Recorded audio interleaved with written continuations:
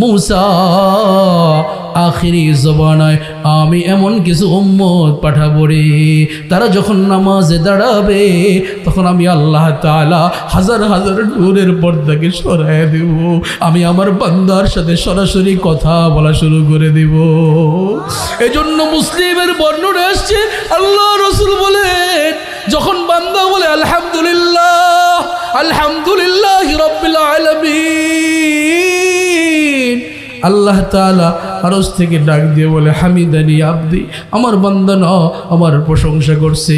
শুধু তাই না, আল্লাহ তাআলা মূসাকে জানায় দেয়, মূসা ও মূসা, তারা যখন সাজদায় যাবে, সহিহ বাজ্জার মুসনাদে বাজ্জার সহিহ ইবনে হিব্বানের বর্ণনা আছে, সরকারে দো আলম নবী বলেন আস-সাজিদ ইয়াসজুদু আলা কদামাইর রহমান, আস-সাজিদ ইয়াসজুদু আলা কদামাইর রহমান। কোন মুসল্লি যখন সাজদায় চলে যায়, বাহ্যিক দৃষ্টিকোণে সে টাইলসে সাজদা দেয়, কার্পেটে সাজদা দেয়, জমিনে সাজদা দেয়, কিন্তু প্রকৃতপক্ষে সে আল্লাহ তাআলার কুদরতি দুই কদমে সাজদা দেয়।